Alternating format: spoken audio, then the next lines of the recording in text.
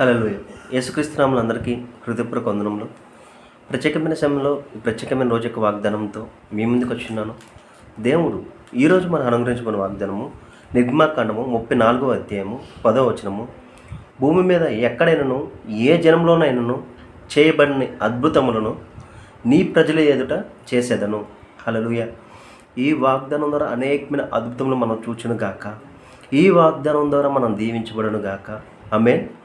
ఎప్పుడైతే ఇచ్చిన వాగ్దానం బట్టి అడుగుతామో అడిగిన సమస్తాన్ని దేవుడు మనకి అనుగ్రహిస్తాడు.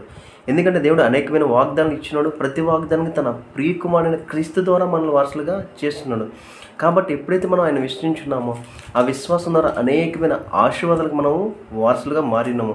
అట్టి రీతిగా అనేకమైన అద్భుతాలు చూసేవారుగాను అట్టి రీతిగా అనేకమైన అద్భుతాలు చేసేవారుగాను దేవుడు మనల్ని ఏర్పరచుకున్నాడు. ఆయన విశ్వసించిన రోజునే మనము ఏర్పరచబడ్డాము.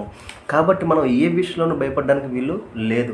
ఒకవేళ బలహీనత అయినా సరే నీ జీవితంలో ఏదైనా నష్టం జరుగుతుందా, ఆ నష్టం వైపున ఆ బలహీనత వైపు కానీ చూడకుండా ఆ నష్టాన్ని బలహీనత జయించిన క్రీస్తు వైపు నువ్వు ఎప్పుడైతే చూస్తావో ప్రతిదానిలో నీకు విజయము కలుగుతుంది. ఈ వాగ్దానం ద్వారా మన జీవితంలో అనేకమైన అద్భుతాలు మనం చూచునుగాక. అటు రీతిన అనేకమైన అద్భుతాలు మనము చేయునుగాక. ఆమేన్. ప్రార్థించుకుందామా. స్తోత్ర మహోన్నతమైన దేవ, నీకే వందనాలు స్తోత్రాలు చెల్లించుకున్నాం తండ్రి. ఇచ్చిన వాగ్దానం బట్టి నీకే కోట్ల స్తోత్రాలు చెల్లించుకున్నాం దేవా. ప్రతి ప్రయాణంలో తండ్రి మీరే తోడని నడిపించిందండి. అనేకమైన అద్భుతాలు తండ్రి ఈ వాగ్దానం ఇదిగో తండ్రి వింటున్నవారు తండ్రి ఈ వాగ్దానంలో పాల్గొన్న ప్రతి ఒక్కరు అనేకమైన అద్భుతాలు చూచునుగా కానీ ప్రవచిస్తాం తండ్రి. ప్రతి ప్రయాణాలు తండ్రి మీరే తోడని నడిపించిందండి. తల దగ్గర నుండి అలికల వరకు ముట్టి స్వస్థపరచబడినగా కానీ ప్రవచిస్తుందండి. ఏ విషయం గురించి అయితే ఏకీభవించినారో తండ్రి ఏకీభవించిన విషయంలో విజయం కలుగునుగా కానీ ప్రవచిస్తాం తండ్రి. కావాల్సిన ప్రతి ఒక్కరికి కావాల్సిన ప్రతి ఒక్క సహాయాన్ని అందచేయమని నజరైన యేసుక్రీస్తు నామములో అడిగి వేడుకొంచున్నాం తండ్రి. ఆమేన్.